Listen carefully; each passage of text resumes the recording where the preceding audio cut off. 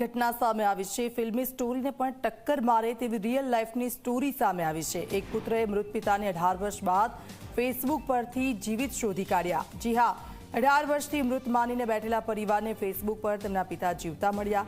ડિંડોલીમાં રહેતા 23 વર્ષીય યુવકે અચાનક જ પિતાના નામનું ફેસબુક એકાઉન્ટ સર્ચ કર્યું, ત્યારે પિતા મહેન્દ્રસિંહ ચુડાસમાનું ફેસબુક એકાઉન્ટ મળતા અને તેઓ જીવિત હોવાનું સામે આવતા પરિવારને આશ્ચર્ય થયું। સણિયા કણદે ગાંજરિયામાં ટેકરો વિસ્તારમાં મહાવીર નાના ભાઈ બહેન અને માતા પિતા સાથે રહેશે।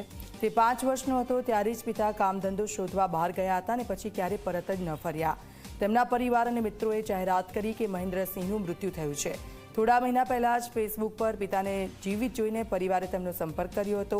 મહેન્દ્રભાઈએ પોતે જીવિત હોવાનું સ્વીકારી પરિવાર સાથે મુલાકાત કરી, તેમને ભેટ સોગાત આપી। થોડા મહિનાનો મુલાકાતનો સિલસિલો ચાલ્યા બાદ પરિવારે તેમની સાથે રહેવાની જીદ કરતા મહેન્દ્રસિંહે બીજા લગ્ન કરી લીધા હોવાનું જણાવીને ત્યાંથી ભાગી ગયા।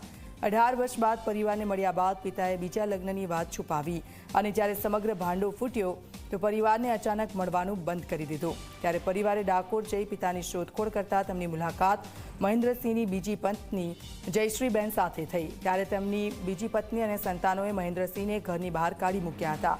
આ સમગ્ર મામલે મહેન્દ્રસિંહની પહેલી પત્ની રમીલાબેને ડિંડોલી પોલીસની મદદ માંગી છે। મારા મેરેજ 1999માં ખોડિયાલ મંદિર દ્વાર ફૂલ હાર થયા છે અને મારા પતિ 2005માં ગયા છે। એમનું એક્સિડન્ટ થયું હતું, મારા સસરા દ્વાર જણાવ્યું હતું મારા સસરાએ। મેં 4 છોકરાઓને મોટા કર્યા, ભણાવ્યા, ગણાવ્યા અને પછી 17 વર્ષ પછી જાણ થઈ છોકરાને ફેસબુક દ્વારા કે પપ્પા જીવે છે ને એ આવ્યા। અમને ઘણો અતિ આનંદ થયો, મારા બાળકો રાજી થઈ ગયા મારા પપ્પા જીવે છે। અને ત્યારે પણ એ ખોટું જ બોલ્યા હતા કે હું અમદાવાદ જાઉં છું। અમને ખબર પડી ગઈ કે ડાકોર ગયા છે એમ, તો અમે તપાસ કરી એટલે એ ગાયબ થઈ ગયા।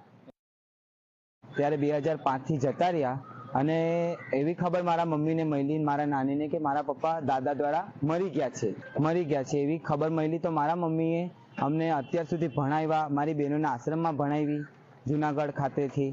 પેલા સજેશનમાં આવતું હતું કે આ જુઓ, તો મેં જોયું તો એમાં મારા પપ્પા જેવો કોઈ વ્યક્તિ દેખાતું હતું, ફોટામાં એવું દેખાયું મને। તો મેં કીધું મમ્મી આ પપ્પા જ છે ને? તો મમ્મી કે હા બેટા। તો કે એમાં ગામનું નામ પણ એ જ હતું અને પપ્પા જ હતા, મહેન્દ્ર ચુડાસમા એમ જ લખેલું હતું કે તમે આ જ છો? મારા મમ્મીએ કીધું મહેન્દ્રસિંહ ચુડાસમા જ બોલો છો? તો મારા પપ્પા કે હા હું એ જ બોલું છું। તો મારા પપ્પાએ થોડેક તો રમૂજ કરી પહેલા, પછી મારા મમ્મીને કીધું ગાંડી રડમાં તું, હું આવી જઈશ એમ કે સવારે, અને એવું કહીને રાતે કંઈક સૌરાષ્ટ્ર જનતામાં રાતે 1 વાગે ઘરે આવી ગયા। અમારા પપ્પા ને અમને જાણ એવી થઈ હતી કે અમારા પપ્પા ગુજરી ગયા છે। અમે નાનપણથી જ અમને નથી ખબર કે અમારા પપ્પા ગુજરી ગયા છે। મારી મમ્મી એમ જ જણાવ્યું કે મારા પપ્પા ગુજરી ગયા છે, એટલે અમે અનાથ આશ્રમમાં રહીને ભણ્યા છે। અને પછી મારા ભાઈને ફેસબુક માધ્યમથી જાણ થઈ કે મારા પપ્પા જીવતા છે, એટલે મારા પપ્પાને અમે ફોન કરેલ 5 વાગે, તો મારા પપ્પા રાતે 12 વાગે આવી ગયેલા। અમારી સાથે 8 મહિનાથી રહેતા હતા, હરવા ફરવા અમે જતા હતા પપ્પા સાથે।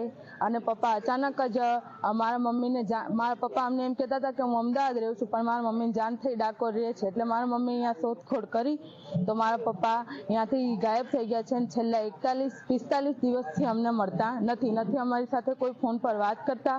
અમને તમારા વગર ચાલતું નથી। મમ્મી પણ અમને મરવા લઈ ગયેલ હતા, બરાબર?